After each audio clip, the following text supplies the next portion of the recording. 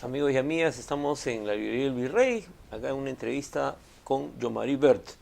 Yomari nos decía que en el caso Cabitos, como en otros casos, van algunos militares y dicen, bueno, yo estuve ahí en el cuartel y no pasaba nada.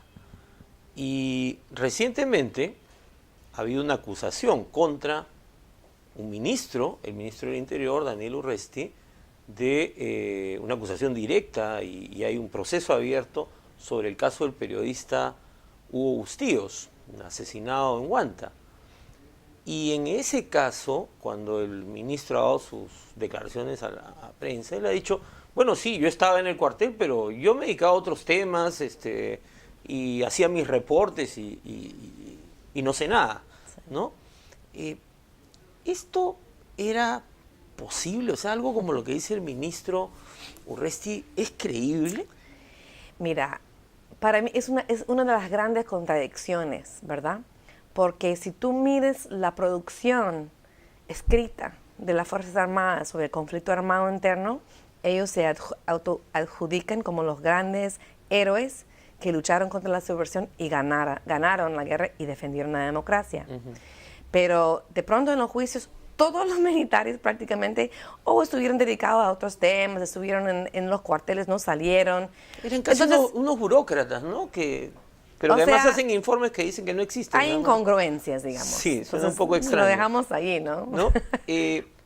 Pero digamos, este tipo de defensa es algo que se repite en otros procesos que tú has seguido en otros países, o sea, sí. ¿no? Por supuesto. Ay, por supuesto, sí. Pero es una coartada débil, finalmente, digamos. Sí, definitivamente. ¿No? Entonces, ya que te he preguntado sobre este caso, además, WOLA, junto con otras instituciones, envió una carta al presidente expresando la preocupación. Pensando en el hecho, más allá de si tiene una responsabilidad o no, ¿no? ¿Es posible que un tribunal pueda hacer justicia de una manera, hacer justicia cuando uno de los involucrados en el proceso tiene un cargo como el de ministro del Interior? Pero eso precisamente es, ¿no?, el problema. Porque primero que no es cualquier ministro, sí. Ya ser ministro es un tema, pero es ministro del Interior, que no es poca cosa, digamos, sí. ¿No? No, pero eso precisamente es el tema. O sea, yo no soy el juez, yo no puedo decir el señor Urresti es o no es responsable. Claro, no es su tarea, digamos. Eso corresponde al juez. La cosa es que no es solamente acusado en el caso, es procesado. O sea, ya hay un proceso judicial abierto contra él, pendiente a apertura de juicio oral. Entonces, el hecho de que él es un ministro de Estado produce una contradicción de intereses. Y podrían haber presiones hacia el fiscal del caso para no seguir con el caso. Y ha habido llamados, creo que del mismo señor ministro, de cerrar el caso.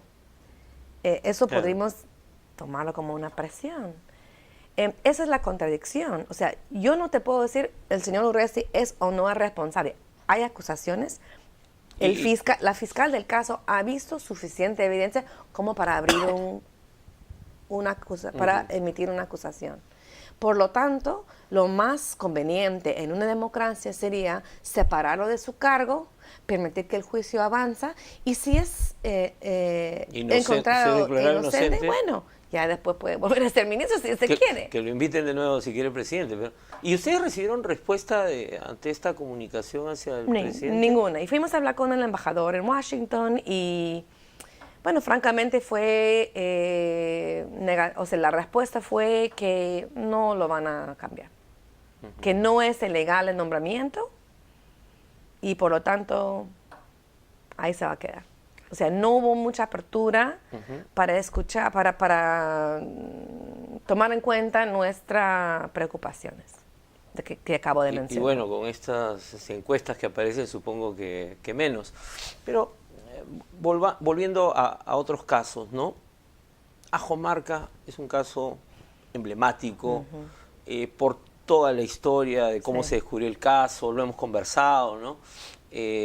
por el tema de Telmo Hurtado, la confesión, luego la desaparición de la fuga de Hurtado, ¿no? La reaparición, luego la detención y finalmente la extradición, y lo que ha dicho en los procesos, Sí.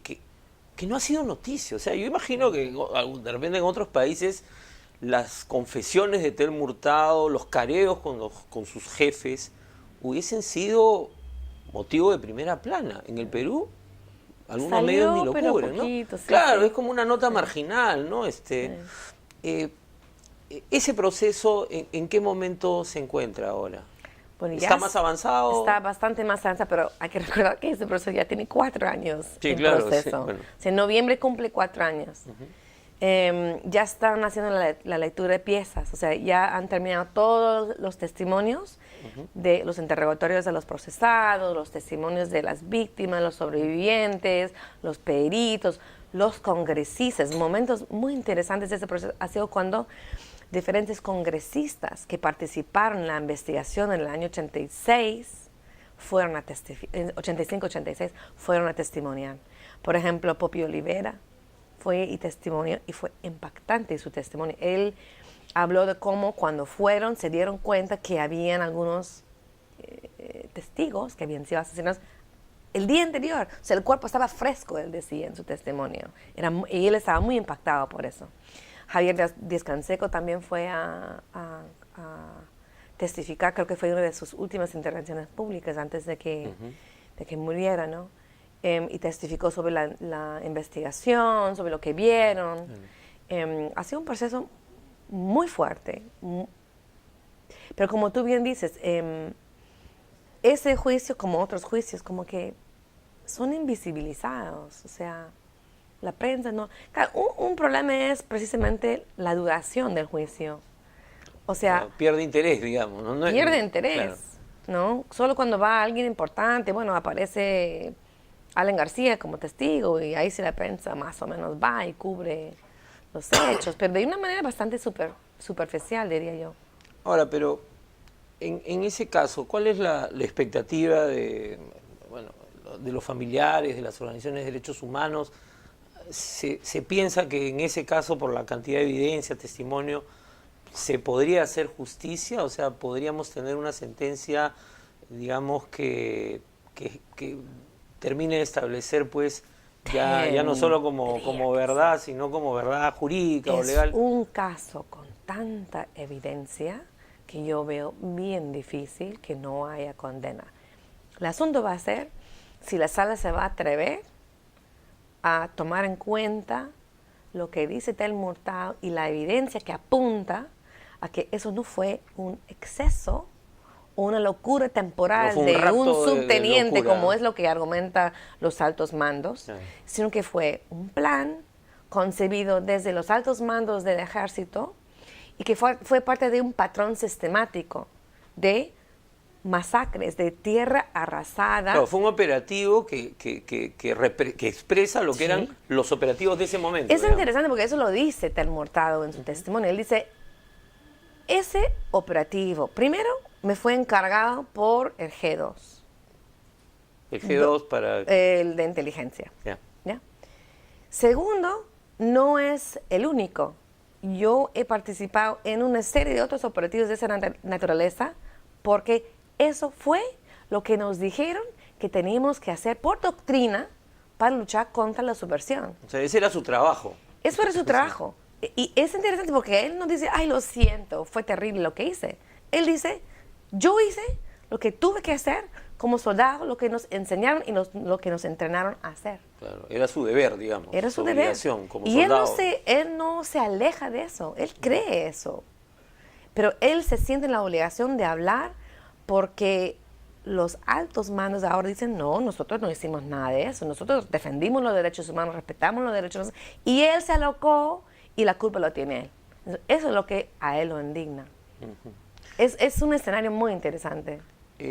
Yomari, vamos a hacer un último corte y vamos a volver para hablar de 2 casos más que también tienen que ver con actores políticos que están presentes en la escena actual. Bueno.